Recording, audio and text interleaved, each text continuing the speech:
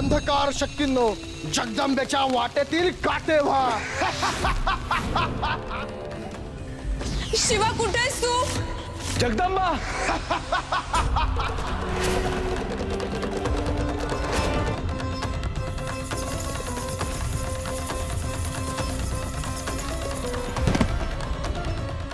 माझं गाव पेटलंय. आई तुळजाई, माझ्या मदतीला ये. जगदंबा सापडली. कुठे आहे ती? ती पुन्हा तिच्या भिंगार गावात पोहोचली आहे.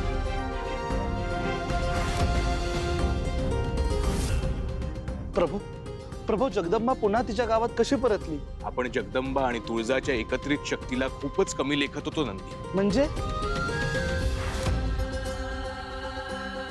आपल्याला जगदंबाची काळजी वाटत होती, पण आपण हे विसरलो की ती साक्षात आदिशक्तीचं रूप आहे, पार्वतीचं प्रतिरूप आहे.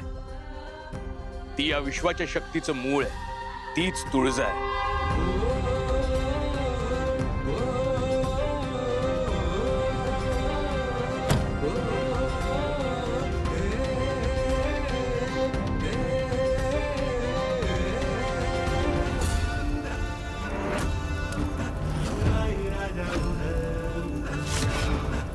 माझ्या गावाला गिळंकृत करून माझ्या भक्तांना त्रास देऊ पाहणाऱ्या अग्निदेवा, तुला याची शिक्षा मिळणारच.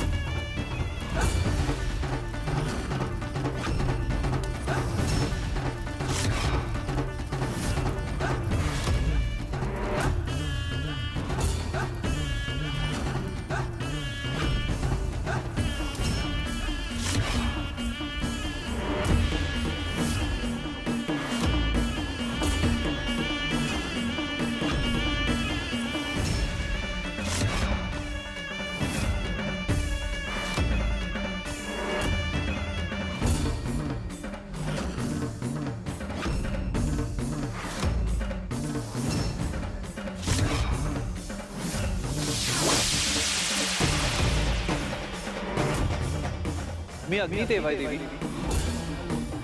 मी तुम्हाला शरण आलो. मला क्षमा करा. पण देवी, जर तुम्ही अशाच प्रकारे अग्नीचं भक्षण करत राहिला तर या संपूर्ण विश्वातून अग्नी नाहीसा होईल.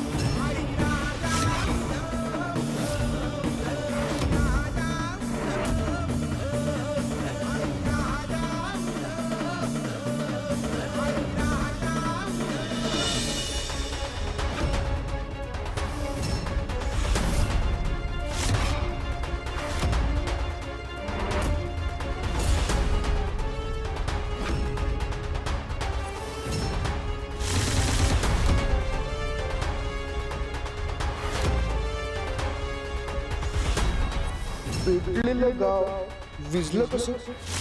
जगदंबा परत आली की काय? अग्निदेव, तुम्ही माझ्या भक्तांना विनाकारण त्रास दिला, त्याची शिक्षा तुम्हाला भोगावीच लागली. देवी, मला क्षमा करा. या दरोडेखोरांनी माझा चुकीचा वापर करून घेतला. पण मी तुम्हाला वचन देतो देवी, यापुढे मी या दरोडेखोरांना कुठल्याही प्रकारची मदत करणार नाही. पण मला मुक्त करा देवी, मला मुक्त करा.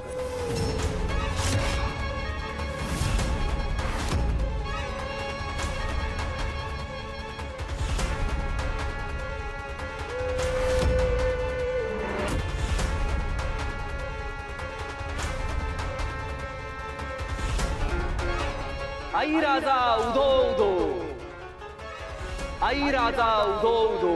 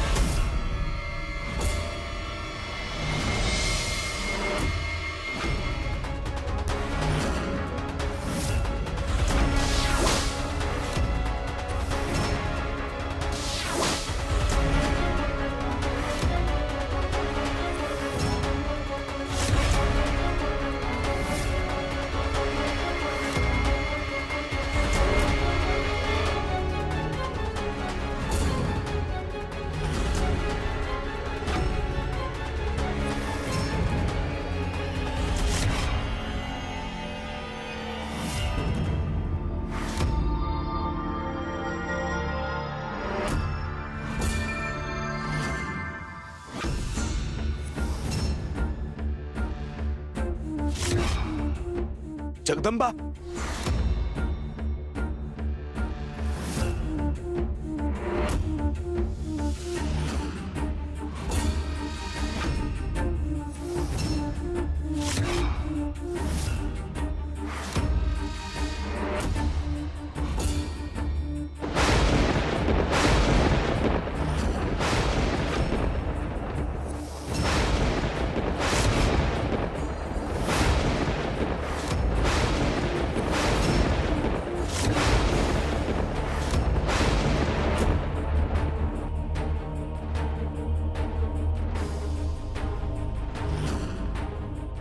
हे काय घडतंय?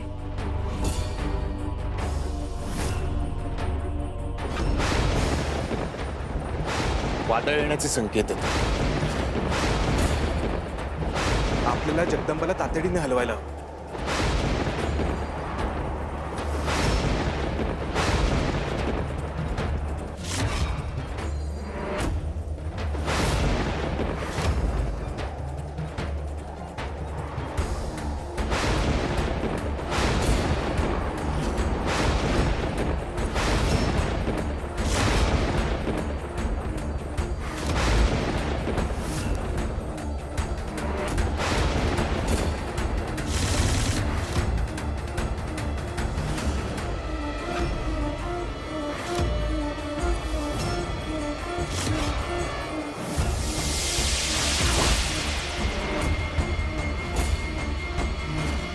असुर नरेश, असुर नरेश, असुर नरेश उठा, असुर नरेश उठा.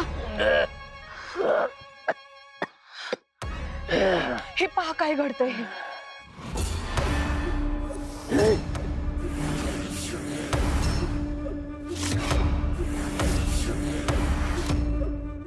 अनर्थ,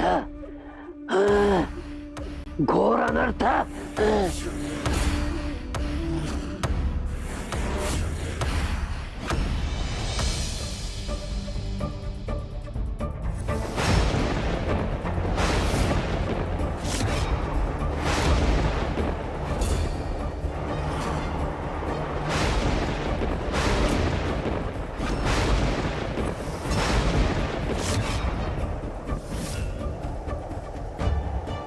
जगदंबा, चल उठ.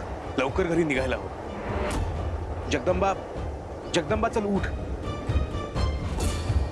आपल्याला घरी निघायला हवं. चल.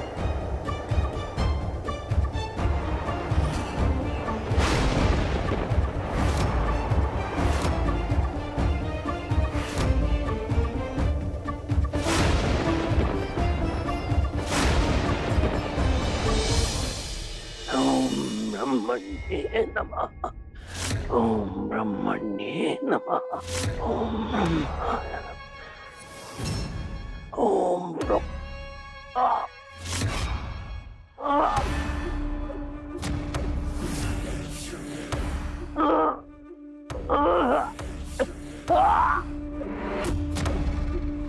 असुर नरेश, असुर नरेश, असुर नरेश सांभाळा. असुर नरेश, असुर नरेश कशासाठी एवढा त्रास करून घेत आहे? असं नेमकं काय झालंय? तो कंठहार दाखवताच अनर्थ, घोर अनर्थ असं म्हणत उठून बसलात. आणि आता ही सिद्धी पुन्हा जागृत करायचा प्रयत्न करत आहात. काय घडलंय काय नेमकं? खूप काही घडलंय सम्राज्ञी, आणि पुढेही बरंच काही घडणार आहे. त्यासाठी ही सिद्धी जागृत करण्याचा, प्राप्त करण्याचा प्रयत्न करत होतो. पण या क्षणी आमच्या शरीरात तितकं सामर्थ्य नाही की ती सिद्धी आमच्या अंगी बाणवू शकू. सम्राज्ञी, आम्ही अत्यंत चिंतित आहोत. महिपती अत्यंत मोठ्या संकटात आहे. महिपती? असुर नरेश, पण महिपती तर साक्षात तुमचा अंश आहे ना, मग त्याच्यावर कोणतं संकट येणार आहे? सम्राज्ञी, एक कंठहार तुम्हाला दिला होता महिपतीला देण्यासाठी. हा? हो असून नरेश, आम्ही तो महिपतीकडे सुखरूप सुपूर्द केलाय.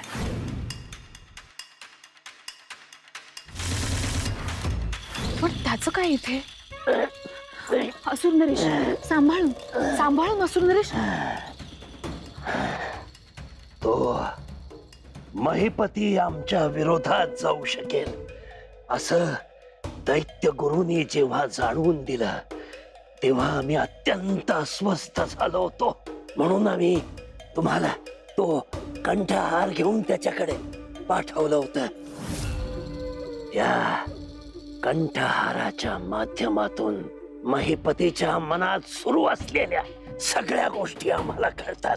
शिवाय त्याच्या अवतीभवती सुरू असलेल्या सगळ्या गोष्टींचे संकेत सुद्धा आम्हाला मिळतात. सम्राज्ञी, जेव्हा त्या कंठहारातील खडा प्रकाशमान होताना पाहिला तेव्हा आम्हाला एक अत्यंत विचित्र असा संकेत मिळाला. महिपतीच्या अवतीभवती त्याच्या अगदी जवळ एक कुठली तरी मोठी अदृश्य शक्ती वावरते आहे. मोठी शक्ती? कोणती मोठी शक्ती? कदाचित तुळजा जागृत झाली असावी. त्या जगदंबावर कोणतंही संकट आल्यानंतर तिच्या आत वास करणारी तुळजाची शक्ती जागृत होते असं महिपती म्हणाला होता. कदाचित तसं असू शकेल असं नरेश. नाही सम्राज्ञी, हे ती शक्ती नाही. हे तुळजा नाही. ही शक्ती जागृत अवस्थेत आहे. आणि सम्राज्ञी, या शक्तीमुळे हा महिपती संकटात आहे. मग अशी कोणती शक्ती आहे? ते अद्याप आम्हालाही ज्ञात नाही. परंतु महिपतीला या संकटाची कल्पना द्यायला हवी. सम्राज्ञी, आजवरची गोष्ट करण्याचं आम्ही टाळत होतो. आता कदाचित तीच गोष्ट आम्हाला करावी लागेल असे संकेत मिळत आहेत. जगदंबाई, ये सावकाश. काळजी करू नकोस, बरं वाटेल तुला. बस इकडे, बस बस, सावकाश.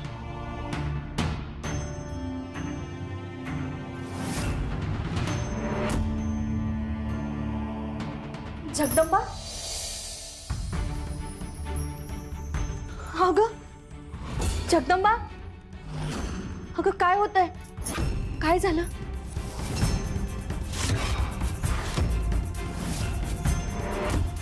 भाऊजी, हो काय झालं हिला? जगदंबाला तुमच्या भरवशावर पाठवलं होतं मी. तिची अशी अवस्था. तुम्ही चिंचपूरला जाणार होतात ना? मग गावात परत कसे आलात?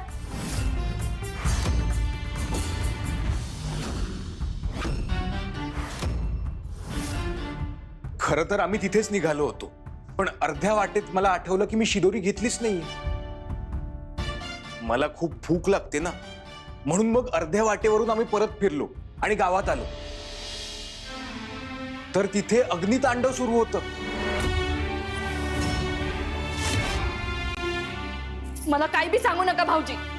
मी तुमच्या भरवशावर होते. गावात काही चालू होतं तर तुम्ही जगदंबाला अडवलं का नाही? खरं तर त्यांनी अडवलं होतं, पण मीच म्हणालो की दरोडेखोरच आहेत, आपण जाऊन लोकांना मदत करायला हवी.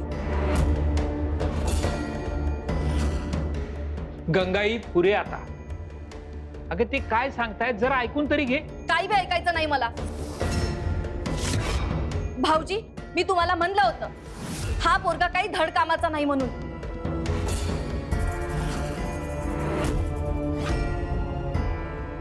माझ्या जगदंबाची काळजी करायचं तर लांबच राहिलं, पण माझ्या लेकीचा जीव धोक्यात घातला या पोरानं.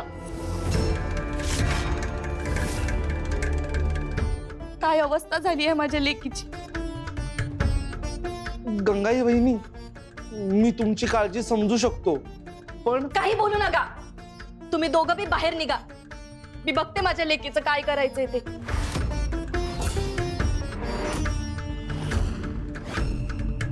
निघा आता. काकी अहो,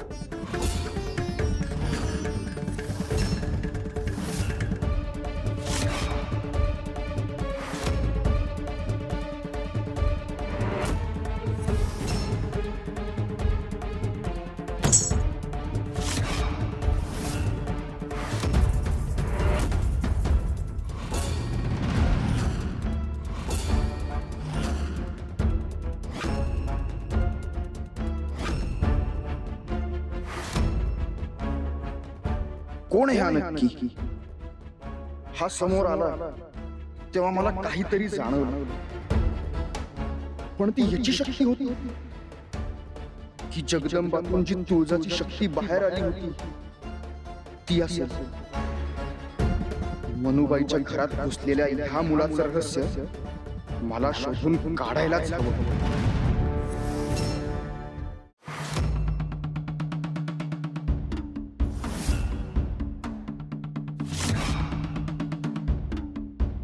प्रभो, तुम्ही कशाला सगळं स्वतःवर घेतलं? गंगाई वहिनी आधीच तुमच्यावर चिडलेल्या आहेत. आता त्यांचं तुमच्याबद्दलचं मत अधिकच बिघडलं ना. बिघडलं तर बिघडू दे, काही हरकत नाही. त्यांच्या कुटुंबाचा तुमच्याशी एवढ्या वर्षांचा ऋणानुबंध आहे, तो बिघडू नये एवढीच इच्छा होती माझी. पण प्रभो प्रभो प्रभो जगदंबा तर बेशुद्ध आहे, ती शुद्धीवर येईल ना? लवकरच. जगदंबाच्या शक्तीचं असंतुलन झाल्यामुळे ती मूर्छित झालीये. तिच्या आतून झालेल्या तुळजाच्या शक्तीचा उद्रेक हा तिच्यासाठी अनपेक्षित आणि खूपच प्रभावी होता. पण यातून मला एक गोष्ट कळलीये नंदी, आपण जगदंबाची काळजी म्हणूनच तिला चिंचपुरात नेण्याची घाई करत होतो खरं, पण एवढी काळजी करण्याचं काही कारण नाहीये. प्रभू, असं का म्हणताय तुम्ही? जगदंबामध्ये तुळजा वास करते. ती सुप्त असली तरी तिच्यातलं आई पण अजून जाग आहे. त्यामुळे जेव्हा जेव्हा जगदंबाला किंवा तिच्या भक्तांना मदतीची गरज जाणवेल, तेव्हा तेव्हा तुळजाची शक्ती जगदंबामधून बाहेर पडून मूर्त रूप घेईल आणि तिला संकटात मदत करेल. जगदंबा स्वतः अनेक संकटांचा सामना करायला मनुष्य रूपातही सक्षम आहे, पण जी संकट तिच्या मर्यादेपलीकडची आहेत तिथे तुळजा तिला मदत करायला असणार आहे.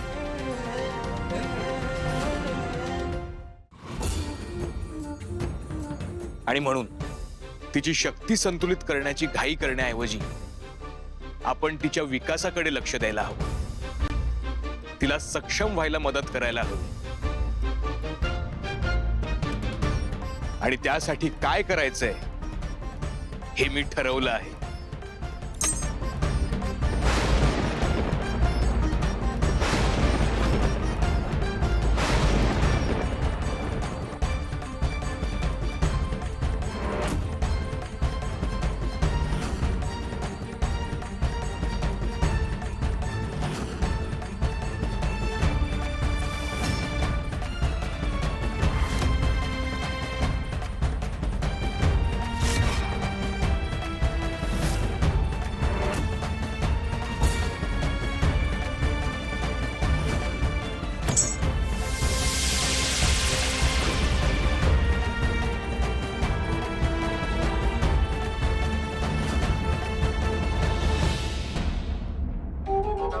काकू, हे घ्या, तिच्या कपाळावर ठेवा म्हणजे तिला बरं वाटेल. आता कशी आहे ही? महिपती, खरंच किती चांगला पोरगा आहेस रे तू. तुलाच आमची काळजी. आवा महिपती बघा, हिच्यासाठी पाणी आणि डोक्यावर ठेवायला पट्टी घेऊन आलाय. हो काकू, जगदंबा घराबाहेर एकटी आहे, असं समजू नका. मी कायम आहे तिच्यासोबत. ती अडचणीत आहे हे जाणवलं तेव्हा मी धावत तिथे पोहोचलो. तिच्यावर काही संकट असेल तर ते मला लगेच जाणवतं. होय रे बाबा, खरंच देवासारखा धावून आलास. असं म्हणू नका काकू, मी माझं कर्तव्यच केलं.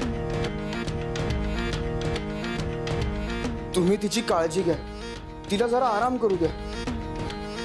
ती आगीत सापडली होती ना, धुरामुळे तिला त्रास होत असेल. सकाळपर्यंत ती बरी होईल. काही लागलं तर हक्काने सांगा. होय होय, नक्की कळ. चला येतो मी. जगदंबा, तुझ्या कुटुंबाचा विश्वास संपादन केलाय मी. आता ह्याच तंत्राने तुझ्यावरही लवकरच नियंत्रण मिळवतो की नाही ते बघ.